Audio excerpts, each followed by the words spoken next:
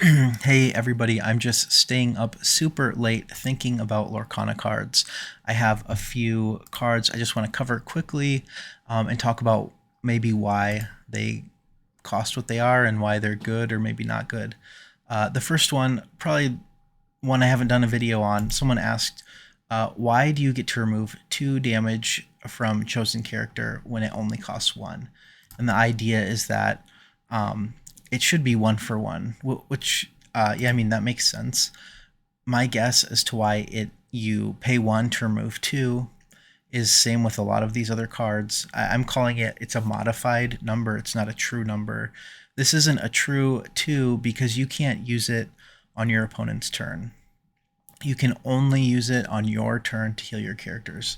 If, for example, you could use Healing Glow right before your opponent attacked, then it would be worth 1. But you have to only use it on your turn, so that's why it's for 2.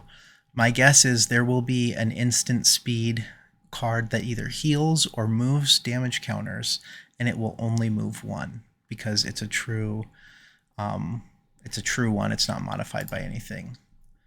Next card I want to talk about. This is the same thing with that modified number. This 5 isn't like a true 5.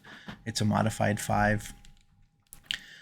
So if we think about the +1 theory on Scar, 6 times 2 plus 1 is 13. We have 9 here, and then 5 here. That puts him at +1 already. He's at a 14, and that's not including lore. If we go over to our friend, the copy of Lorcana card value calculator that I made, we can look at, let me zoom this in really quick. I already did Scar right here.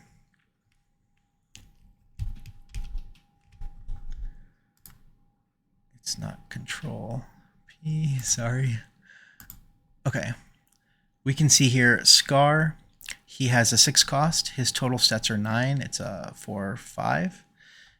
Lore, we're going to solve for lore. I'm going to put it at 0. So ability value would be 5. If this was a true 5, he'd already be at +1.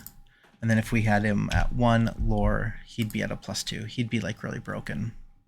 The reason that we can put Scar at 5 and he's not broken, he's not like overpowered or whatever, is because this 5 will not always be 5. And what I mean by that is if you minus 5 on like Mickey here, then that's even. That's good. You're getting full value. If you minus 5 on Stitch, or wait, no, it's attack. Yeah, so full value here on Stitch.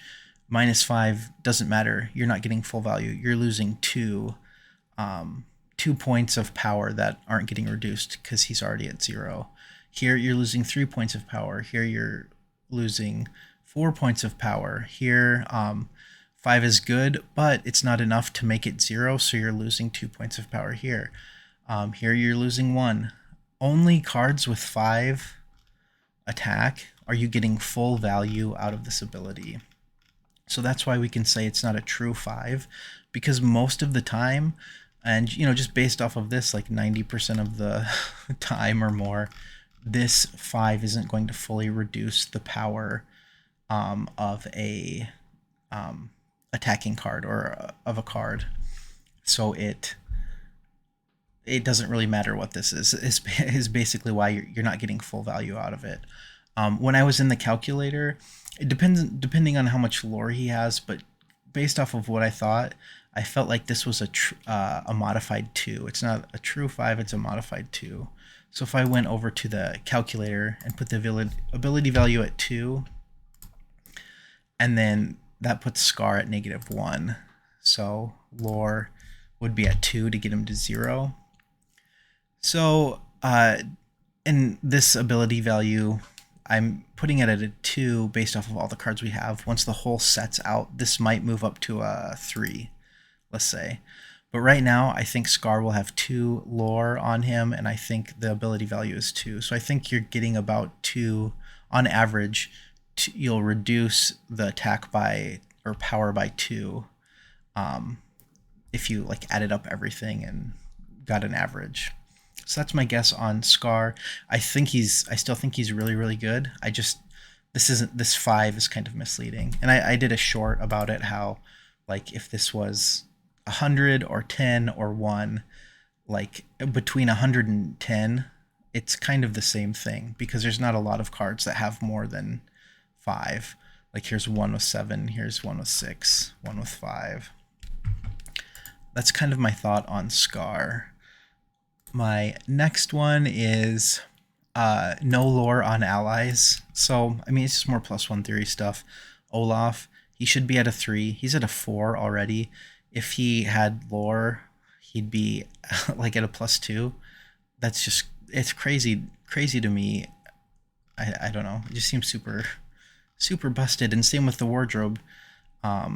Perfect stats, 3 times 2 plus 1 is 7, and then we have 7 here. So having lore on this puts this random wardrobe Belle's Confidant card like better than Maleficent for pure cost for value.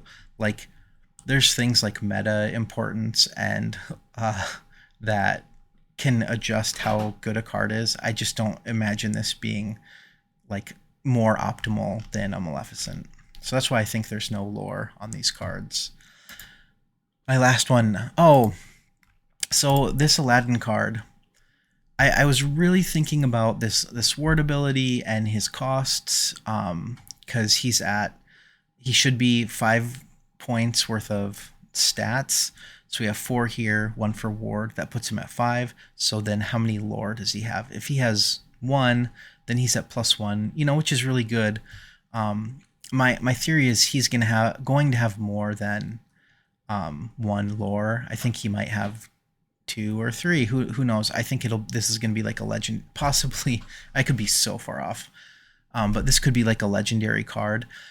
I don't see what the point of warding just like a 1 lore 2-drop that stats are just kind of like meh. Like, a wardrobe is like over twice as powerful as this, basically. So I think it's going to have like a lot of lore on this card. And like, why do you need to ward? Who needs to cast a spell on a 2-drop unless it's good?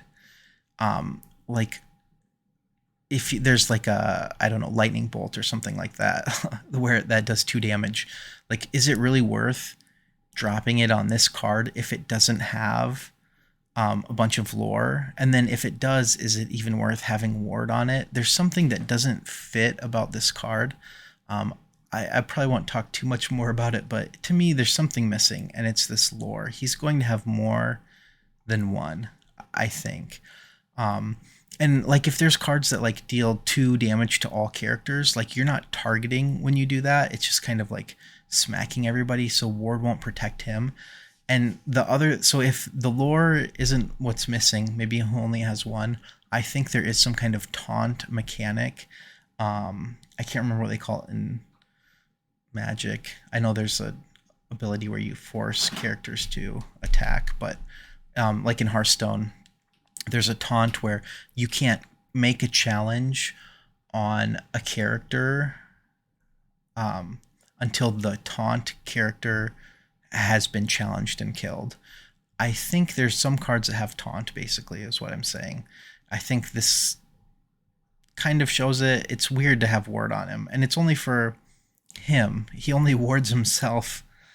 I don't know. So I think there's taunt. So the idea is this Aladdin gets into play.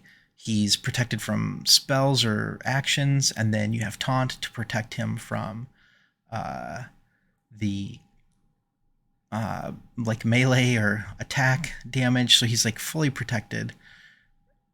That's my thought. I don't know. This is just weird that this card has these stats, and we're pretty sure about the +1 theory. We've seen it verified on a lot of cards. So there's something here missing. Because if he just has one, I don't know, if he just has 1 lore, like, why are we protecting him from spells? Unless we can also protect him from combat, like really secure him.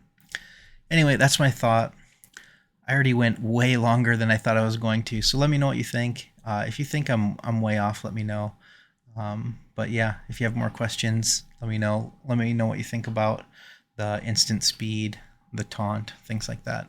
All right, later.